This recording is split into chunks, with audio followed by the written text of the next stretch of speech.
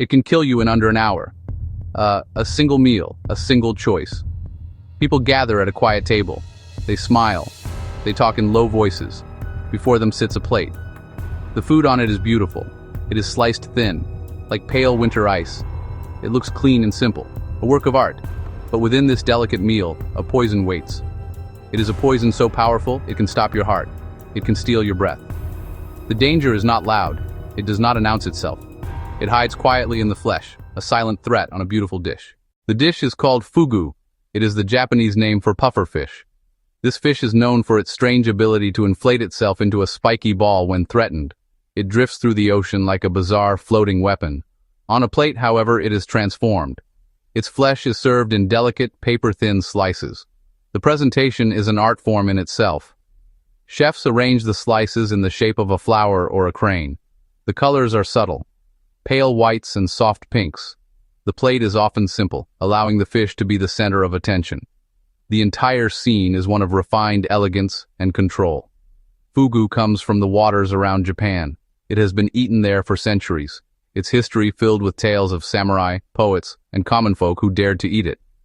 The risk has always been part of its identity. The chefs who prepare fugu are not just cooks, they are highly trained artisans.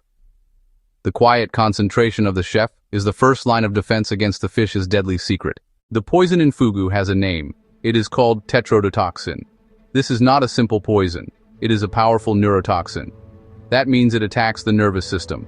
It is found in the liver. It is found in the ovaries. It is found in the skin of the pufferfish.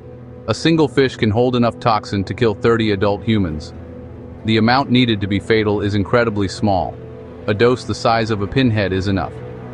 This is why the preparation of fugu is so critically important. The poison must be completely and perfectly removed. There is no margin for error. Tetrodotoxin works by blocking the channels in our nerve cells, like cutting the wires, so the brain's messages can no longer reach their destination. The body begins to shut down, piece by piece, while the mind often remains perfectly clear. It starts as a tingling around the mouth, spreads to the fingers and toes, then weakness, clumsiness, and paralysis. There is no simple antidote. Survival depends on immediate care and time on a ventilator, while the body clears the toxin. Watch the chef's hands. They are steady. They are sure. The crisp white uniform is a symbol of purity and precision. In front of him lies the pufferfish, and in his hand, a long, thin, incredibly sharp knife, made for this task. He begins with a calm, focused energy, moving with a rhythm perfected over years. Each cut is deliberate. He is performing a delicate surgery. He is separating life from death with the edge of his blade. Only the knife dares to speak. The skin comes off first, then the fins, then the careful search for the organs that hide the toxin. The liver, the ovaries, the intestines. These must be removed whole, no punctures, no tears. The organs go into a locked container, treated like a biohazard. With the danger removed, the artistry begins. Ushuzukuri, slices so thin they're almost transparent.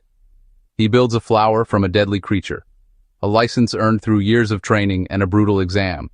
His promise of mastery over danger. It is a promise of safety, skill, and control. Why do people eat it? Why would anyone willingly consume a food known to be deadly? The answer is complex. For some, it's taste and texture. Subtle, clean, with a delicate, slightly chewy bite. Thin slices dipped in ponzu, a citrus soy that flatters the mildness. Some claim a faint tingle, likely psychological, an echo of the toxin's legend. For many, it's the thrill, confronting risk and walking away unharmed. Eating fugu becomes a story, a mark of bravery and worldliness.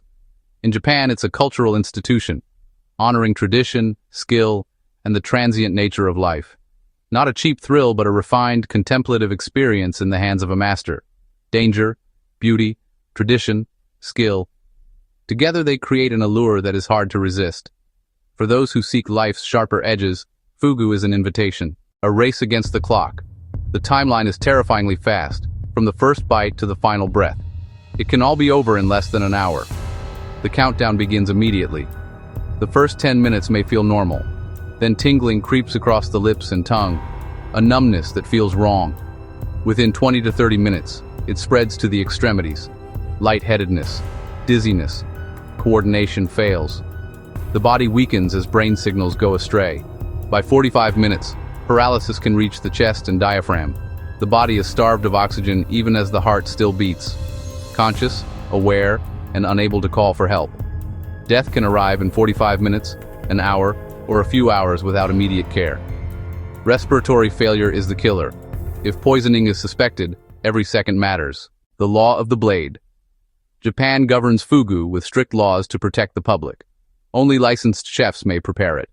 This is why licensed restaurants are relatively safe. Years of apprenticeship, species recognition, anatomical mastery, and a difficult final exam. Toxic organs are treated as hazardous waste. Tools are kept separate to prevent cross-contamination. Fatalities dropped with regulation. Modern incidents usually happen outside licensed restaurants. The laws work, turning a deadly gamble into a managed risk. Safety rests not on luck, but on the blade's law and the discipline behind it. The story of fugu is woven into Japanese culture, a symbol at the crossroads of nature, art, and risk. A creature of duality, reflected on the plate, beautiful and deadly, pleasure and peril. It embodies mano no aware, the tender awareness of life's impermanence. Once food for the brave, samurai and artists, its dangerous allure even echoed in poetry. Today it remains a special occasion right for the bold. The chef is artisan and performer, honoring the fish, respecting its power. Like a swordsmith, he tempers danger into beauty, a living tradition connecting past and present through precision, beauty, and calm acceptance of risk. A question of choice. The plate sits before you, beautiful, quiet, precise. The chef has trained, obeyed the law, and separated poison from flesh with surgical care. Yet the 60-minute shadow lingers. The silent question waits. Do you pick up your chopsticks? Some say no. Life is too precious to wager. Beauty and skill can be admired from a safe distance. Others say yes. The experience is the point. They trust the master and accept the small residual risk. They savor the subtle taste, the firm texture, and the thrill of a calculated adventure. Desire, caution, curiosity. The dish is beautiful. The dish is deadly. When beauty and danger meet on a plate, what will you choose?